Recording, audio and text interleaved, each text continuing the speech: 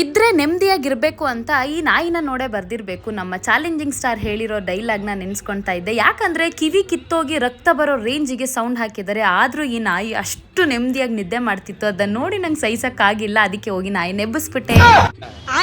ಮೊದಲೇ ನಾನು ಗೊತ್ತಲ್ಲ, ಜನ ಜಾತ್ರೆ ಅಂದರೆ ನನಗೆ ತುಂಬ ಇಷ್ಟ. ನಮ್ಮ ಮನೇಲಿ ನನ್ನ ಊರು ಬಸ್ವಿ ಅಂತ ಬೈತಿರ್ತಾರೆ. ಹಾಗಾಗಿ ನನಗೆ ಈ ಥರ ಜಾತ್ರೆ, ಆರ್ಕೆಸ್ಟ್ರಾ, ಫಂಕ್ಷನ್ಸು, ಡ್ಯಾನ್ಸು ಇದೆಲ್ಲ ನೋಡೋದಂದರೆ ತುಂಬ ಇಷ್ಟ ನನಗೆ.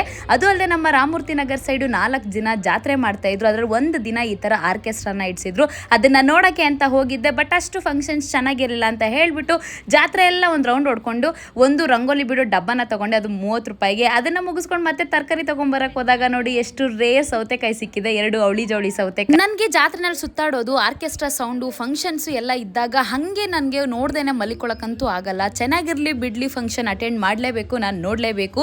ಮತ್ತೆ ಹೋಗಿ ಅಲ್ಲಿ ಆರ್ಕೆಸ್ಟ್ರಾ ನೋಡೋಕ್ಕೆ ಅಂತ ಕೂತ್ಕೊಂಡು ಫಂಕ್ಷನ್ಸ್ ಎಲ್ಲ ಅಟೆಂಡ್ ಮಾಡಿಕೊಂಡು ಮತ್ತೆ ನಾನು ಏನೂ ಶಾಪಿಂಗ್ ಮಾಡಿಲ್ಲ ಅಂದ್ರೂ ಒಂದು ಜಾತ್ರೆ ಸುಮ್ಮನೆ ಇನ್ನೊಂದು ರೌಂಡ್ ಹಾಕೊಂಡ್ಬಂದು, ಇದನ್ನು ಚಿಕ್ಕ ವಯಸ್ಸಲ್ಲಿ ಇದ್ದಾಗ ನೋಡಿದ್ದೆ. ಈ ಥರ ಬಾಯಲ್ಲಿ ಸೀಮೆ ಎಣ್ಣೆ ಪೆಟ್ರೋಲ್ನ ಹಾಕೊಂಡು ಈ ಥರ ಬೆಂಕಿ ಹಚ್ಚೋದನ್ನ. ಆಫ್ಟರ್ ಏಜಸ್ ನಾನು ಮತ್ತೆ ಒಂದು 10-15 ವರ್ಷ ಆದಮೇಲೆ ಇಲ್ಲೇ ನಾನು ಇದನ್ನು ನೋಡಿದ್ದು. ಆ್ಯಂಡ್ ಈ ಥರ ಕುಡ್ದು ಎಲ್ಲ ಡ್ಯಾನ್ಸ್ ಮಾಡ್ತಿರ್ತಾರಲ್ಲ, ಅವ್ರು ನೋಡಿದ್ರೆ ನನಗೆ ಇನ್ನೂ ನಗು ಬರ್ತಿರುತ್ತೆ. ಅಫ್ಕೋರ್ಸ್ ಎಲ್ಲ ಫಂಕ್ಷನ್ನಲ್ಲೂ ಈ ಥರದವ್ರು ಅಂಕಲ್ಗಳು ಇದ್ದೇ ಇರ್ತಾರೆ. ಈ ಫಂಕ್ಷನಲ್ಲಿ ಕೂಡ ಅದೇ ಥರ ಅಂಕಲ್ ಇದ್ರು. ಇದೆಲ್ಲ ನೋಡ್ಕೊಂಡು ಮತ್ತೆ ನನ್ನ ಮನೆಗೆ ಬಂದು ಮಲ್ಕೊಂಡೆ. That's it for the day guys. ಈ ವಿಡಿಯೋ ಇಷ್ಟ ಆಗಿದ್ರೆ ಲೈಕ್, ಶೇರ್, ಕಮೆಂಟ್ ಮಾಡಿ, ಫಾಲೋ ಮಾಡಿ.